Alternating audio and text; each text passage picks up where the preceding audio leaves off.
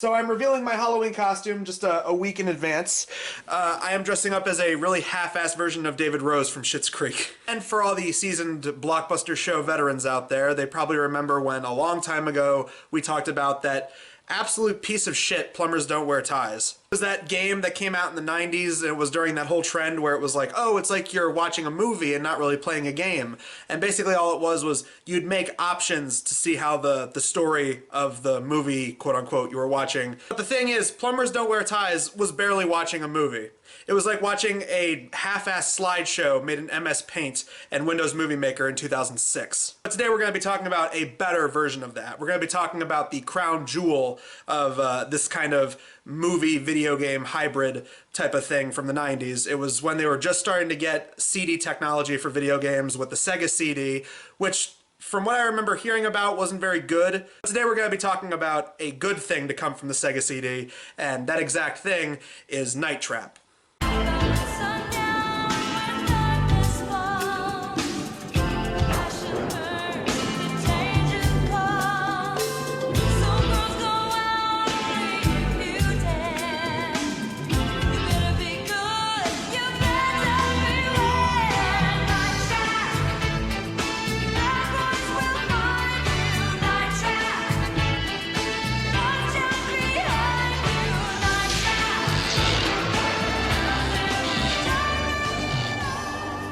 I'm not going to do the whole video wearing cloud goggles, but I'll just keep them over there just in case I need to break them out for later. But yeah, to summarize, this game came out at the height of CD-based technology for games. Like I said, it was for the Sega CD, and Sega CD's biggest selling point was that it was the beginning of FMV, full motion video in gaming. And while there was Dragon's Lair, which came before, which that was another example of like, you're pretty much watching a movie and the main gameplay element of it was you just pick a bunch of different little suggestions all throughout and it pretty much formats like the way the story could play out. Hey!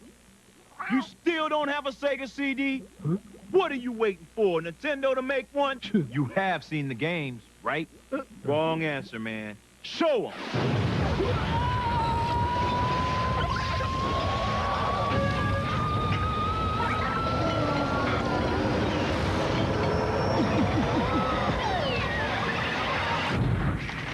Want to see more? This was also one of the big examples of that for a lot of people growing up, and apparently this game has developed some kind of cult following over the years, and a lot of people have been talking about how they want this to be turned into a movie. It recently got ported over to the PS4 a long time ago. Over the years, people have tried bootlegging like VHS and DVD copies of like the actual full movie portions of this game, and the version that I actually watched was on YouTube, and it's a video called like Night Trap, the movie. But yeah, basically the version that I watched compiled all the story segments, all the full motion video plot elements, and put them together into one definitive, almost 50-minute movie. So basically the overall plot is you have this military type base, which is unfortunately given the nickname SCAT. Who are you? We're SCAT, Special Control Attack Team. They really couldn't think of a better name than that. But anyway, they keep noticing a bunch of disappearances and murder cases going on in this one area, and so they zero in on this one house, and they're sending in a secret agent to kind of, you know, sneak in there and try to get some intel, and that girl is Kelly, who is able to work her way into the slumber party with all the other girls. But while this big slumber party is going on, the parents of the house step out and they say that they're going to go to some dinner or something to a family called the Augers, which all throughout the movie, I just kept imagining that they were saying poggers. I'd much rather stay here and enjoy our new guests. Now, Victor, we can't forget about the poor augers. Keep in mind of the augers, because that actually becomes a very important plot element. Also establish a crazy neighbor character named Crazy Eddie, who at first seems nuts, but he then starts explaining stuff that obviously becomes a big part of the story, and he has these like little inventions that are able to stop these home invaders that basically become the big enemy of the game slash movie. Well, they're called augers, or augs, and they're like a vampire.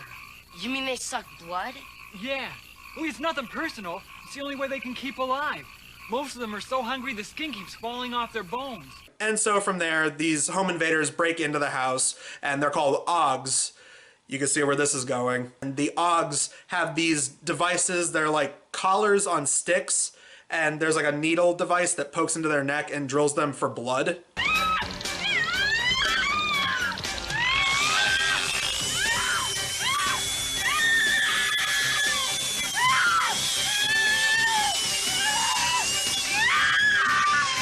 Now, very early on, they established that they might be vampires, but then as the story goes, it turns out that augers are actually half vampire, half human hybrids who haven't 100% transformed into vampires, and the only way that they can live is if they get enough blood, but they don't have fangs to suck the blood out, so the only way to do that is with this technology that they have. They also established that these creatures are decaying, so that's why they dress like ninjas, and I guess the fact they're decaying results in them stumbling around like they're drunk half the time.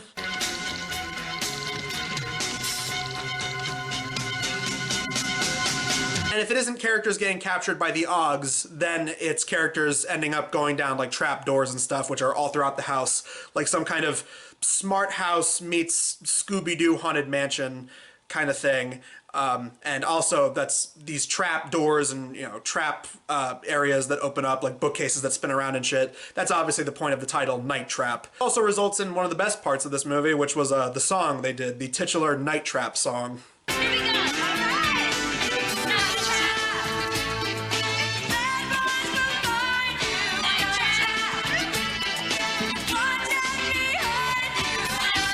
So as more people are dying off left and right, you start getting some more explanation about the augers, like we talked about earlier. And yeah, lo and behold, the augers are actually the augers, and it turns out the family are actually a bunch of vampires. And so they basically lure out humans to, you know, hang out at their house, and then they'll slunk away, and then, oh, then the augers come and get them. Oh, thank you. Oh, thank you. You don't know.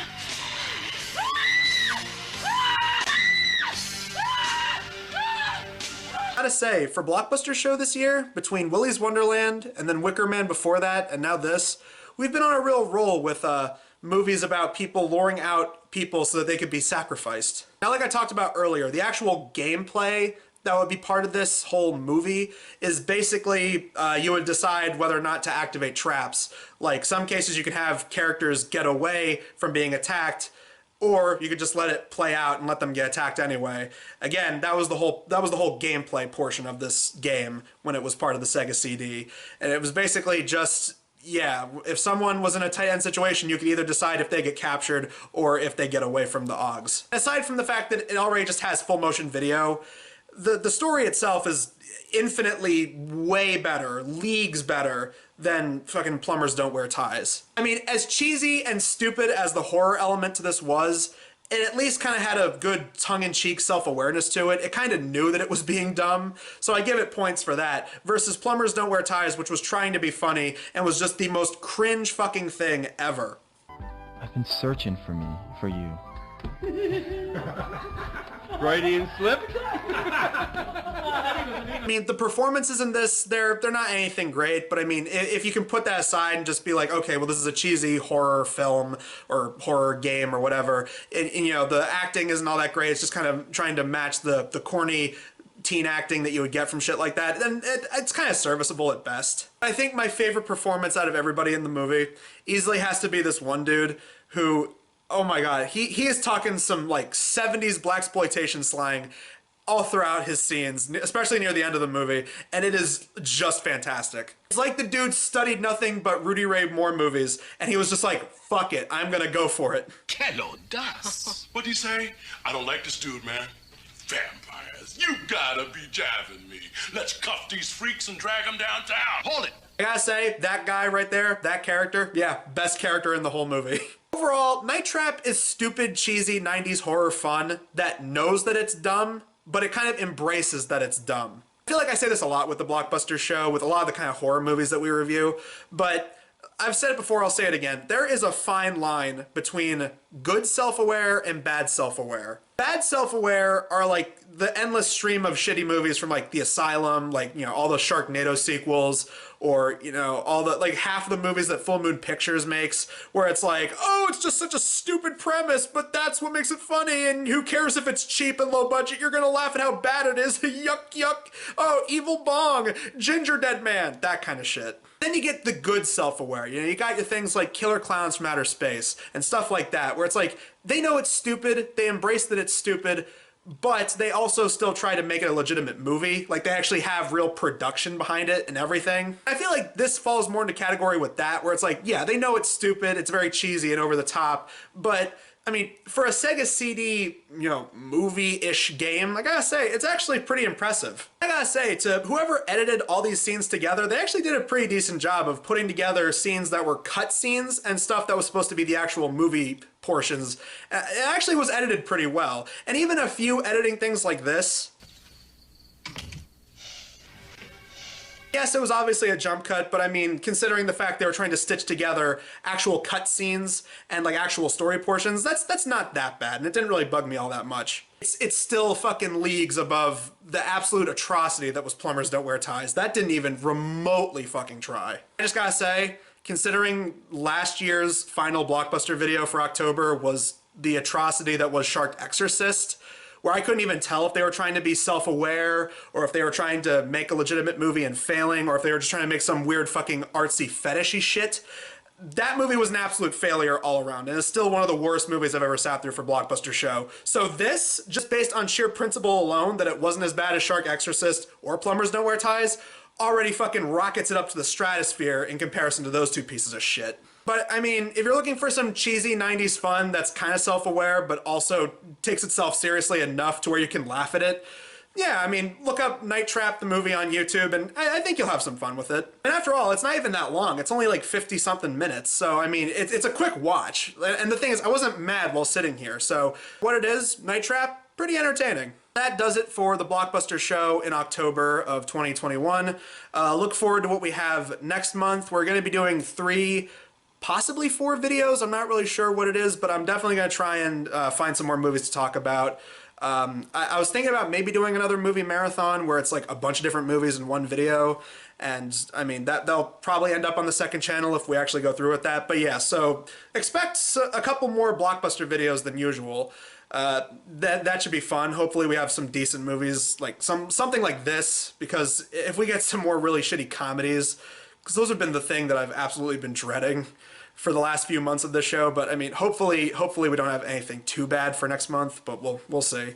But until then, guys, I'm Adam Sykes of the Blockbuster Show, and we will see you guys in the next video.